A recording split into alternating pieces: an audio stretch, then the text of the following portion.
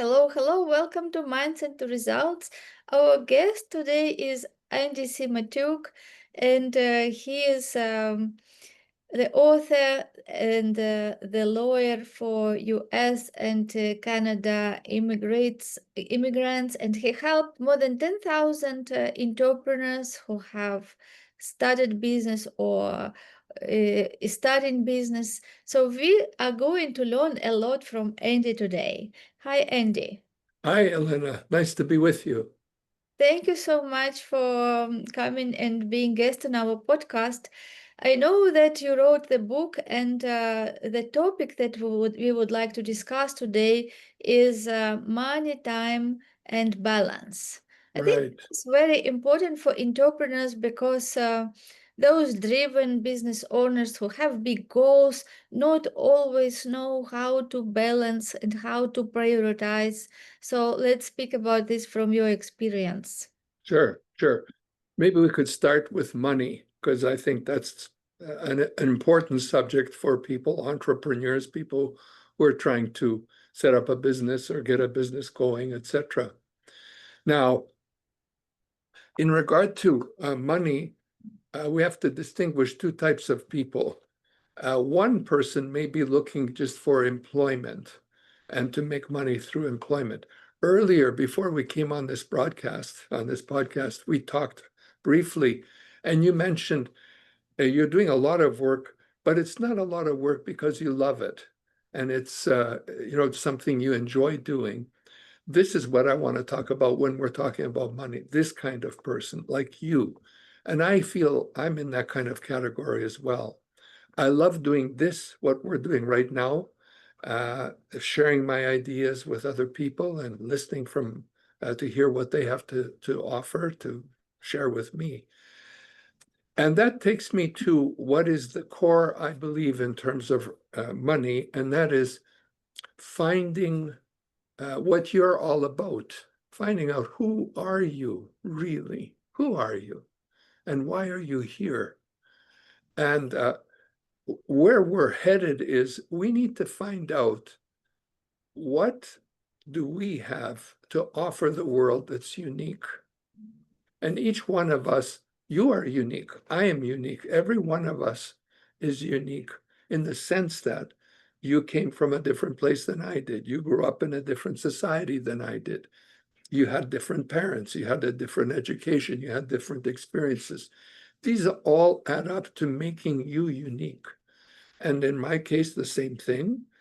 But we need to find and explore in our background what are our strengths and what you could refer to as our unique ability. And a way to sort of portray this search might be to list all your abilities. Take a moment, take a piece of paper, and start listing all your abilities. If we put on a piece of paper, Elena, and then started listing your abilities, they might be very complex business capabilities, maybe have degrees and so on, or very simple things like riding a bicycle or making apple pie or whatever it is. But if we listed everything about you, after an hour or two, the list, we would have more and more trouble adding to the list. I know from my own experience because I've done this a lot.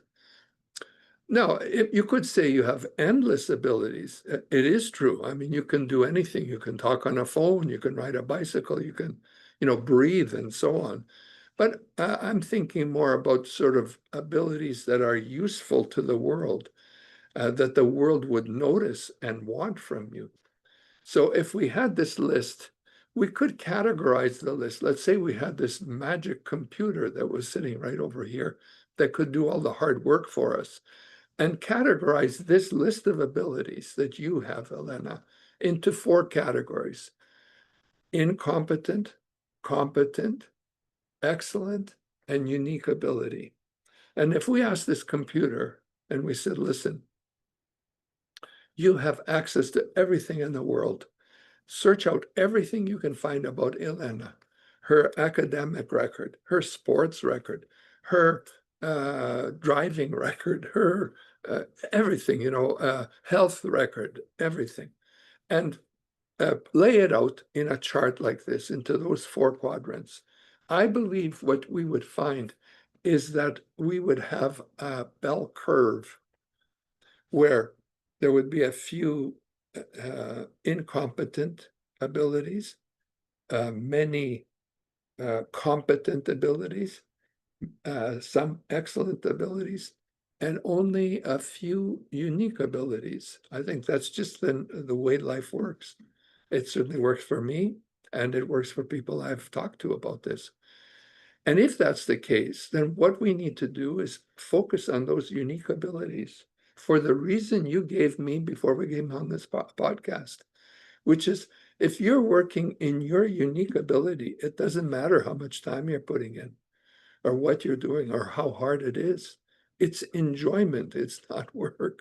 It's because it's what you were put into this world to offer the world. It's the thing that you can do best. And what's so great about it is because it's your unique ability, there's not much competition there. And since there isn't much competition, it's something that the world wants a lot of, that particular skill, or should want, likely want a lot of. And if you're focused in that area, that's how you might, for example, in my case, become a US and Canadian immigration attorney. The world needed that, that combination of skills. It's how I became a Forbes correspondent or, a contributor. It's because that is an area in which I am very skilled. I know a lot about it.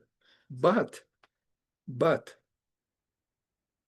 to really make it in this world, such as in starting a new enterprise, Google or, ChatGPT or something spectacular, it's not just that you got to be really good at it, but you have to be passionate about it.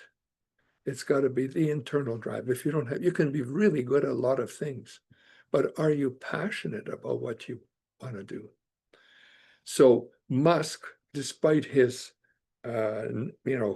mixed approval rating in terms of what he's doing, it's likely that he has passion.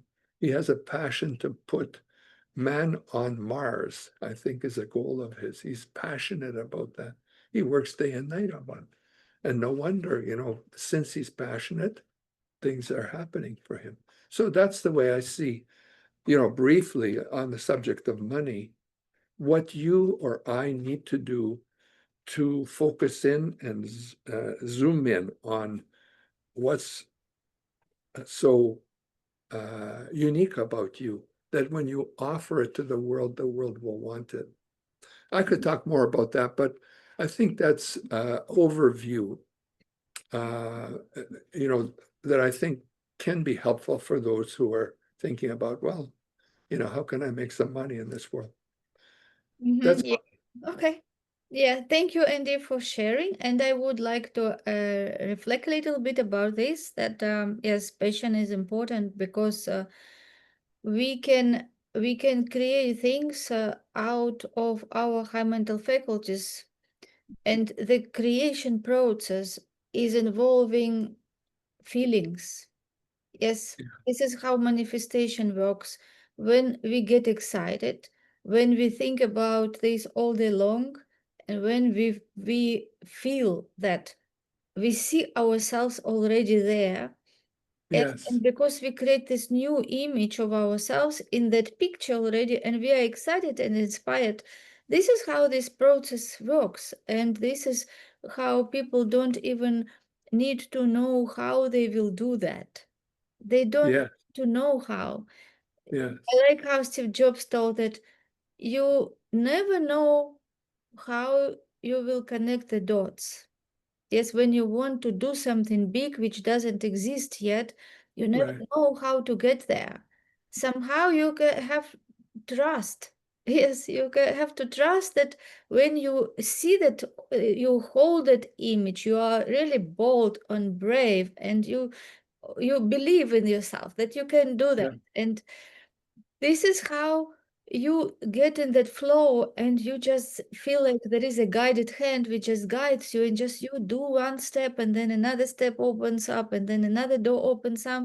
And then when you get there, you look at the back, you look back, and then you see, oh, this is how things connected, right? Right, You have to trust that when you when you what I liked what you said, that yes, the money shouldn't be the goal. right. The goal should be finding who you truly are and what is your uniqueness and who you meant to be and becoming That, that person, right? that's And like when we look from the goal, we achieve that goal by becoming that person who matches to that goal. So we start attracting things, and this is especially important because as we spoke before, I today had some interviews, and also we had a Circle of Fame 90 minutes episode on live YouTube. And then after that episode, we met with you. I mhm. don't feel that I'm tired, I just feel excited. I just heard so many people sharing, and this is really such a beautiful process that it is not about money. Money comes as compensation of good thing which you do. Yes, so That's true. that should be goal, to provide that value, and money will come according to the law. Let me share a little insight in that area. I was talking to my daughter the other day, Natalka. She's in her 30s and she's a filmmaker, and we were talking about this subject. And we were on the street in Toronto, and we're on Bloor Street, and we're talking about, should you go for money or should you go for what you believe in, your artistic, drive. And Mm. I was saying to her, she's saying, I'm an artist. I want to go to, the big vision, the film and all that, which I believe in. I think that's a good thing. But I also pointed out to her, look, Natalka, look across the street. You see a number of stores. There was a coffee shop, a Krispy Kreme coffee shop. There was a Subway restaurant. There was a bank. There was a shoe store and other stores. And I said, look at those stores and the people that own those stores. Do you think that they were pursuing their unique ability? Do you think that they were, while they were doing this, or when they started this, they're saying, I'm going to be a Subway owner and sell sandwiches, or I'm going to be a coffee, store owner and sell Krispy Kremes? I'm not sure that's always the case. For most of us, we have to look at what does the world want from us also. Those people who run those shops, I suspect, were not pursuing their unique ability at the time. They were pursuing making a living to support themselves. And that's not a noble goal. That's a noble goal. For example, if you're a father or a mother and you have two children at home and you have to put food on the table, that's a beautiful goal. And if you have to sell coffee to put food on the table, that is noble. That is a good thing for you to do. It's not, oh, I'm not going to do that because I'm after a big, big dream. That at that time, that's what you have to do. But over time, generally, you have to be guided by this big light that, we're talking about, this big vision. And I think this vision is all about motivation. There's a lot that can be said about motivation, but it is having this big vision for your life and how you fit into this big vision. So, it's a combination of two. Sometimes you have to sell coffee. I used to, when I was studying for law, I was a hotel desk clerk for many summers. It's not Mm. that I had the vision of being a hotel desk clerk, but I had to make a living. But eventually I worked towards my goal. So that's what Yeah. I would say. Yes, and also another thing is that many people are conditioned to think that what they really love to do is just for hobby, and they have to work to pay the bills. And I Yeah, think that it is a big mistake, I because agree. you can do what you love to do and still provide your family. Yeah, So this is, I think, important to believe, to have that faith that when you go for what you meant to do, what you really love to do, what you can do good because you love it, so you will continuously develop yourself, you will grow and you become the best version of yourself in that, you will become professional. And this is how you will support your family financially. Yeah, so Correct. it is because it is not just a hobby. Because most of people live their life, they do what they don't like to do. They go to work because they think this is only way how they can support their family. And they Yeah. say, okay, when I go pension, then I will start doing what I love to do. But Yeah. is it really life when you just do things every morning that you don't like to do? You don't feel inspired. You don't wake up even with that joy that you are doing something big, that you're moving towards your goal. And I think that this is really important for me. For me, I can't work for anybody. I yes, if I have to maybe short time Yeah. to even make money for invest in my business. Initially, when we came to UK, we came with nothing. There you go. But You hit the point. yes, but even if you do that not for that, right? But you do this again, having your big goal in your mind, and Of again, course. you will Yeah. do that excited because you know why you need that money. Yeah, Yeah. because for me, I think that just thinking that you have to do something that you don't like, it is so boring, and it has no hope because Yeah. you don't even know like Well, when uh, is the I'll time. I'll I'll share this point with you. Three men are working, laying bricks to build a brick fence. You come up to the first guy, say, "What are you doing?" He says, "I'm making $10 an hour." You go up Mhm. to the second guy, same job, same work. "What are you doing?" "I'm building this brick fence." You go to the third guy, "What are you doing?" "I'm building a cathedral." Same job, same work, three different mindsets. So the mindset is important. Like in my case, in my office, we do immigration cases. There are people here filling in forms because forms are part of immigration. If I go out and ask them, "What are you doing?" If they say, "Well, I'm making $10 an hour," that's the wrong answer, in my view. If I ask, "What are you doing?" they say, "Well, I'm filling in forms." Again, wrong answer. "What are you doing?"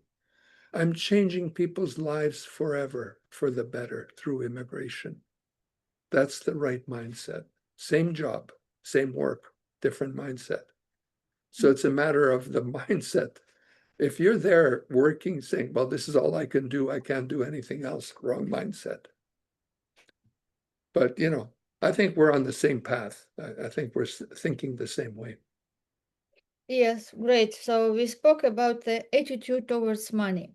So Right. now let's speak about time. Yeah, this is Ah, another big topic which yeah. we will discuss today. Okay. Well, for time is life. Every moment, this moment is our life. You know, every second that's passing by is the ticking away of our life. So it's very important what you do, how you spend your time. Time is a precious, precious commodity. We know there's an end. There's an end down there. And we have to fill, or we should try and fill our life with as much meaning and joy and happiness as we can. So I'm going to talk about the tools to do that.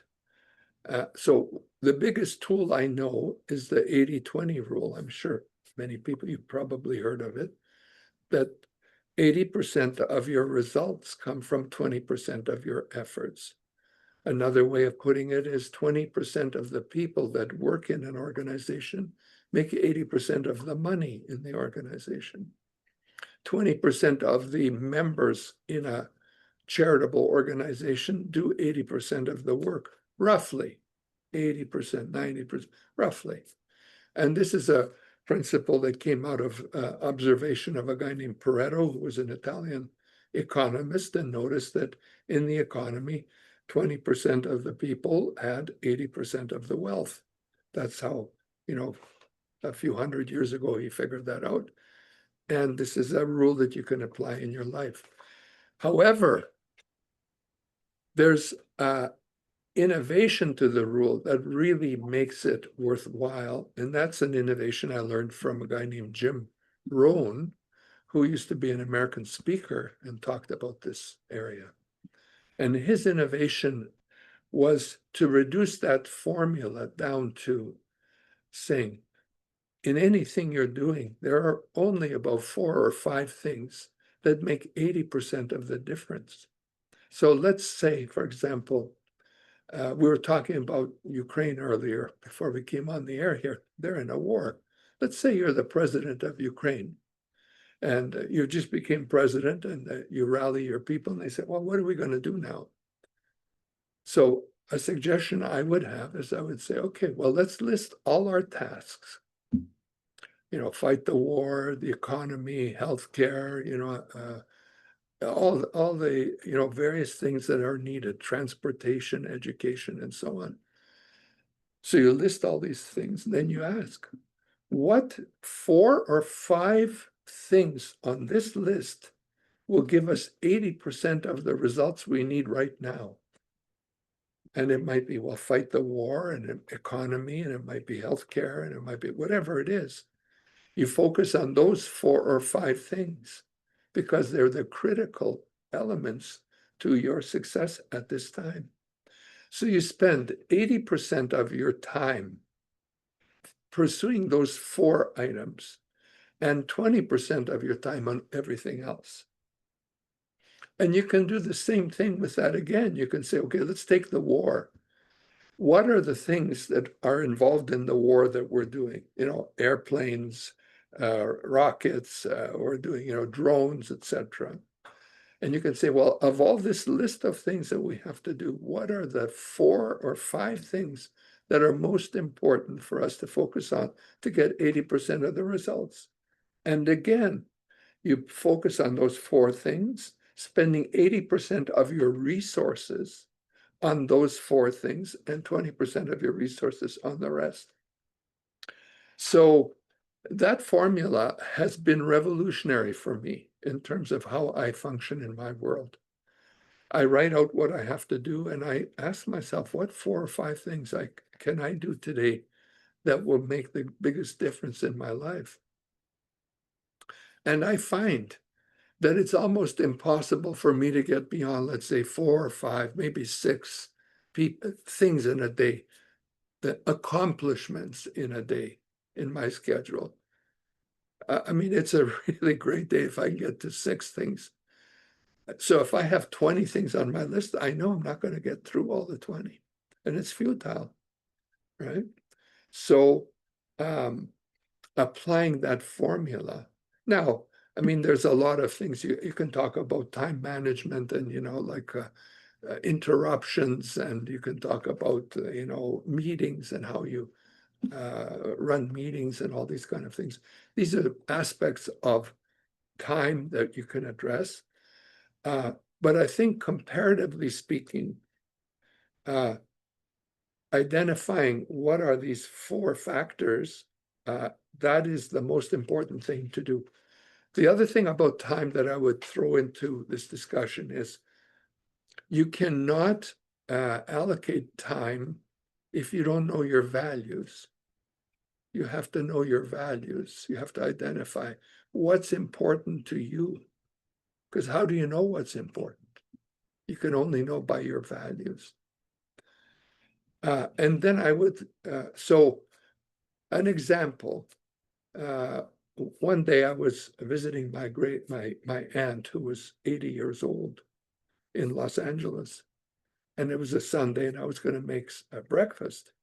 So I reached under the sink where she kept her pots and pans for a frying pan. And I saw a frying pan and I pulled it out. And she said, oh, don't touch that. That's my frying pan. Don't touch that. I said, well, I was going to make breakfast. She said, no, use something else. Don't use that one. That's my favorite frying pan. That was a value for her. values are something, they're not objective. A lot of values are subjective. Value to whom? Your values are different than my values. So, you have to identify what are your values and then decide what are your priorities based on your values. And I'll just throw in one other concept in the area of time. And this is from Stephen Covey. He talks about 4 windows. And, he makes a little chart, which is on the top. So there's 4 planes or panes in a window, four little windows. And over the top, you put important, not important. And across the bottom, you put urgent, not urgent. Actually, it's the other way around. Urgent, not urgent, and that across the side, important, not important. So the first window pane is the urgent and important window pane. So for example, I might set out what are my priorities for today based on my 80-20 analysis. What are the 4 or 5 things I want to do? And the first one might be to finish an application that I'm doing that's very important for a client who's starting a business in New York, and we have to do his paperwork. And there's a bunch of others. So now I'm going to work on my first priority. I call it A1, my A1 priority. The other one's A2, A3, A4. Then B1, B2, B4, C1, C2. So I'm on A1. It's right in front of me, written there. I finished the application for my New York client. The phone rings. It's someone from the hospital. Your wife just broke her foot. She's in emergency. I look at my A1. Is that my A1?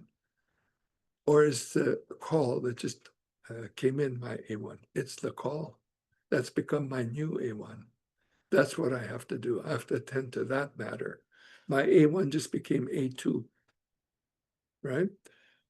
Another example. I'm working on A1, a call comes in. I pick up the phone.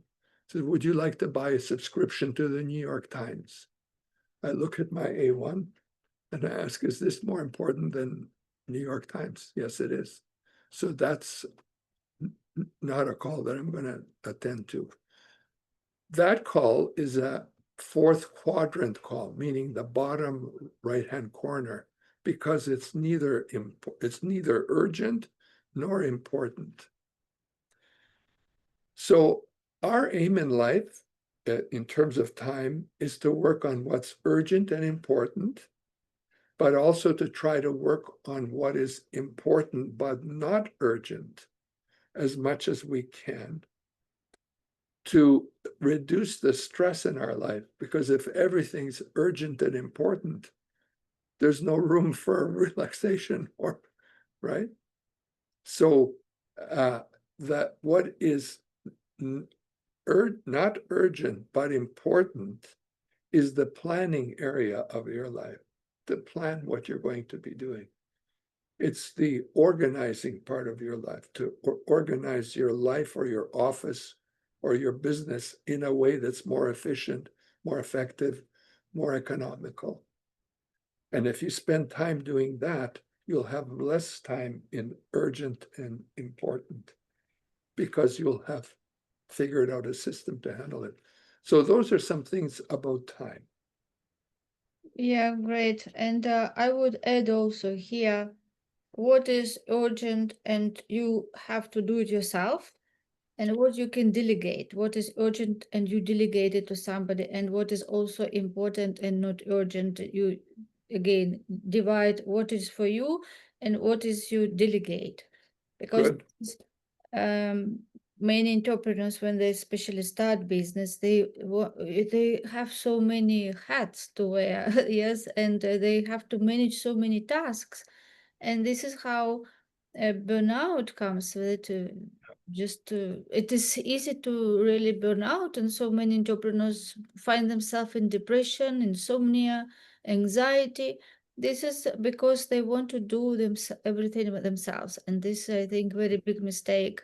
And they can think that, oh, I cannot afford to pay somebody, but you can find even one VA initially and see what you can give to the VA that can buy your time, because we can buy by time or by money.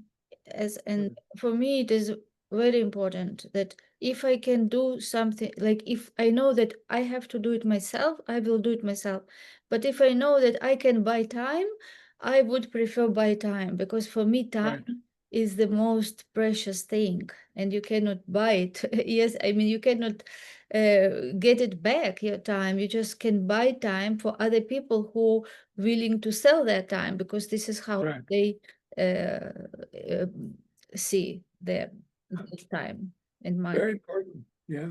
Yeah. Mhm. Yeah. So, okay, so that's I mean, we can go into more detail there, but um we could cover balance next if you like. We can talk about balance. Now, I know you've just been talking about balance with people. I'll be very curious to hear what you'll say, but I can share my insights on balance. And here's the insights that I would have. The first thing is, again, the key question are, what are your values? Because the balance is all about values. So, for example, one way of looking at balance is you could identify, well, my values are, let's say, physical, to be in physical good shape, mental, to be intellectually, working, emotional, spiritual. These are sort of values that are important to me. So you could divide up your life into those type of values. Now, I like to think of those values in a pie, a circle. And if that's the way you're looking at your life, then we can measure how well you're doing in each one of these areas. Another way of looking at your life might be, well, more goal oriented. I'd like to spend vacation time. I'd like to be socially active with friends. I'd like to be, go to art museums and theaters and spend time there. I want to work in an exciting job, things of this nature. So you might put it in that kind of a context, whatever the context may be. So once you've identified what are your values, meaning that most important things in your life. So for example, family might be a value. Just in my case, for example, if I had to identify value, I would say, one value is, spiritual. If you believe in God or whatever, that's a value. Another value might be health, my health and the health of my family. Another value might be, for example, uh, my career, what I'm doing in my career. Another value might be what I'm doing in the community, helping in the community. So I've identified these values. So then what we need to do is, if you imagine like a bicycle, like the wheel of a bicycle with spokes coming out of a hub, on each spoke would be one of your values.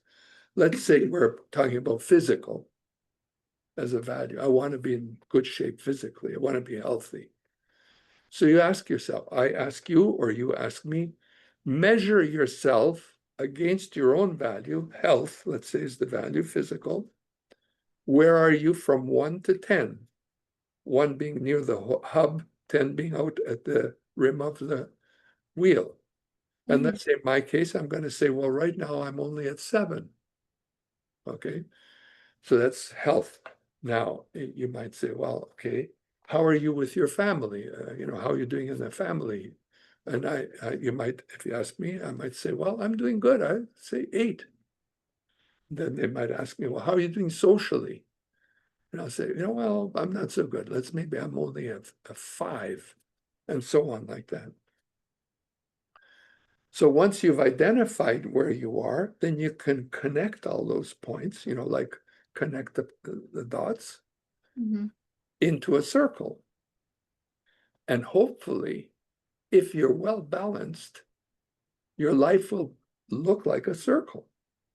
But if you're a flat tire, it's you telling yourself, not someone telling you, but you measuring your own life, telling you you're a flat tire. Well, that's a signal.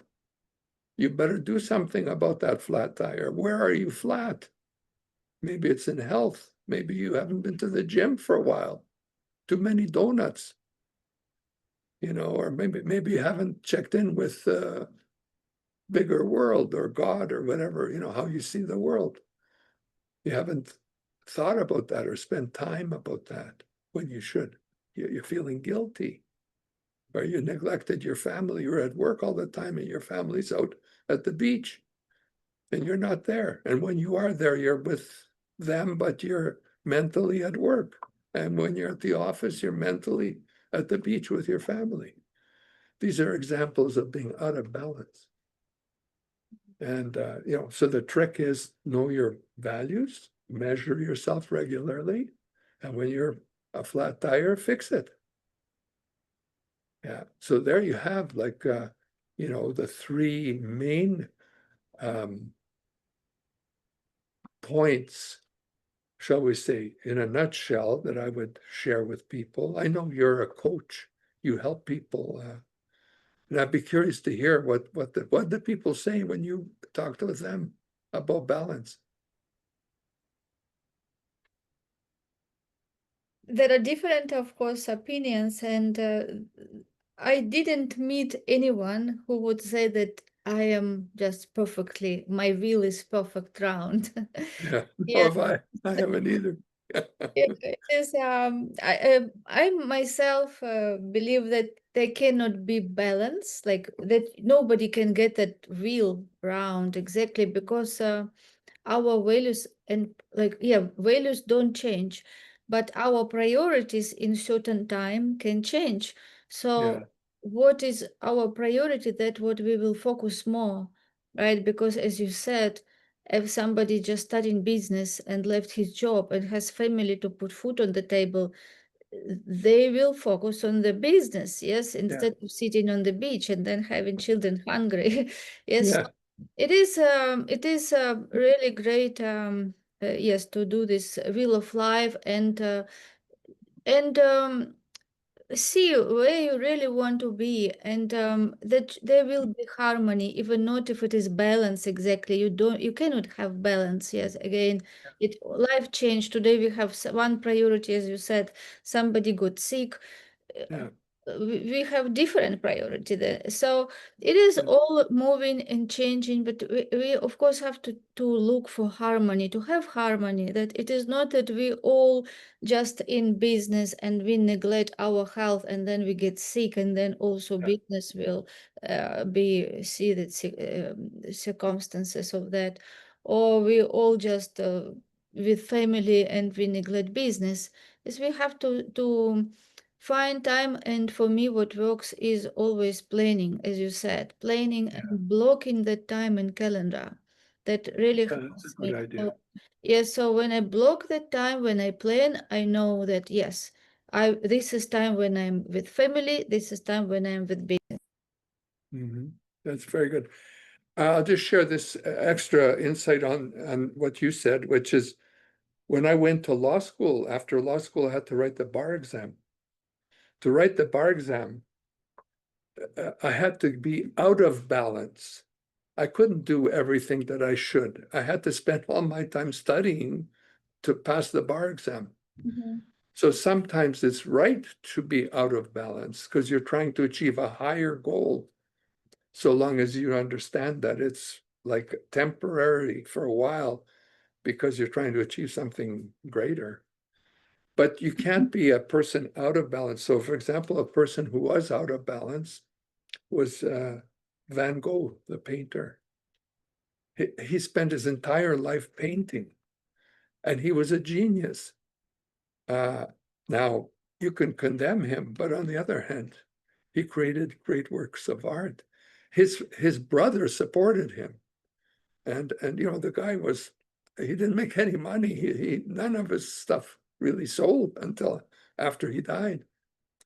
But he accomplished something spectacular with his life. So maybe sometimes, like if you're that dedicated, maybe, you know, this is being so passionate about what you want to do that you're willing to, you know, suffer for it.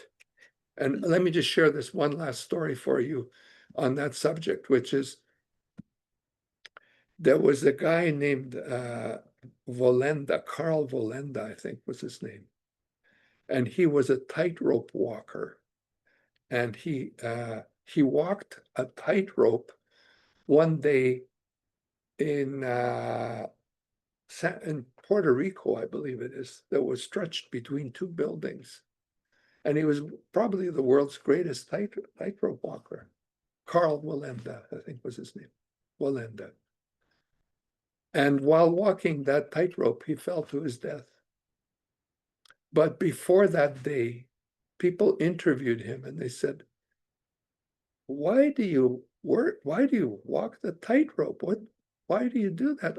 What's the sense of doing that? And he said this, he said, I only live my life when I'm walking the tightrope. And everything else is either a prelude to or a postscript after I walk the tightrope. He loved that so much that he was willing to risk his death to do it. And the same can be true from many other people. For example, Elvis Presley. I read a lot about Elvis Presley. And he said that the only time he really lives is when he performed in front of an audience. Everything else was either preparation for or, you know, wrap up after. And the same was, I think the same is true for many of these great stars. So for example, Wayne Gretzky, who was a famous hockey player, his big deal was being on the ice and playing hockey. And you talked about it with flow. You mentioned the word flow, so you know what, you know, it's that you're in your zone. They call it as a sports personality. You're playing tennis. Arthur Ashe used to talk about being in the zone, where he's so focused and it's what he's here to do. So that's tied in again with balance. Yes, it is. This is what called fulfillment. And Yes. I think it is really big privilege when people really find that their passion, and when they do that, the time doesn't exist. Time doesn't Sure. exist. It is like you're getting in just different dimension, and you do so many things you don't get tired. Right. If somebody would tell me to sit like 5 hours or 4 hours non-stop, like and or doing something that I don't like, for example, doing some let's say mechanical work. I can't Yeah. do that. I remember that in university we had some practice, and I went to company for some practice, and they had some campaign, and they gave me like this, and they said put the pages number. I Uh, I was putting page, and I felt myself I can't do that, putting pages it like I was doing 15 minutes, and I told them, yeah. can you give me something else? I just can't do it. It is, you know, but something else you can just be for 5 hours, 6 hours, and you just don't feel the time, and you get so Yeah. excited and happy. And this is what it means. It is, I think it is really, even as you said that guy died, but if you ask, did he live life with fulfillment? Yes, he did life with fulfillment. Or Van Gogh Yeah. also. This Yeah. was what the did them made them happy. Yes, and Yeah. made them feel fulfilled. And another question: what is better, to die when you're doing your great job and when you really feel happy and like at that frequency? Yes, that you are like the best of yourself, and die early, or just survive, like live 80 years hating what you do, not going for your passion, and then die in old age, but never had that really experience, never had excitement. You don't have anything to remember, even because you Yeah. always wanted just to be safe and just somehow to survive. So it is also a big question. I think I myself would prefer the first category, Yeah. although of course I put health and fitness, it is my priority, but if I would have choice, I think I would prefer to go after my passion and really do every day something that makes me thrive. Yeah, I agree with you 100%. Yeah. A way of putting it in another sort of context is Albert Einstein, great physicist. He loved it. It was like falling in the middle of a river that he loved and just flow with the river. He was lucky. But if you took him and put him in a basketball court and said, play basketball, he'd be pathetic, terrible, because he's Albert Einstein. He's a physicist. That's the same with you and same with me. You have to find your zone and work in the zone. If you can, it's a great gift to you. And by doing it, you're making a great gift to the world. Yes, so we are coming back to where we started. Yes, our conversation today. Just find yourself, really find what is unique about you, what you love to do, and believe in yourself that you can be successful. Because when even these people who we mentioned who achieved great success in life, they achieved that success because they found themselves and because they choose to live their life. They choose to live and be who they really meant to be. Yes, Yeah, and this is, as you said again, that he was lucky. Yes, I believe that these people are not only lucky, but they are blessed, I think, because they yeah, have the open-mindedness to find themselves, yes, and be brave to step out from comfort zone or what other people tell them they have to do, and really make decision that they want to be who they are. And it is not always easy. Yes, it needs courage, it needs to be brave, and it needs to be consistency, but at the end I think the reward is really great. yeah, yeah. Thank you so much, Andy. We had amazing conversation. I really enjoyed it, and I Me appreciate too. you for being amazing guest at our podcast. And I'm looking back to have you again, and of course, to see you in panel discussion at the Circle of Fame with other experts when we Oh, can that'd be great. exchange ideas. That'd be super. I'd love that. Yeah, thank you so much. So speak to you again. Okay, take care.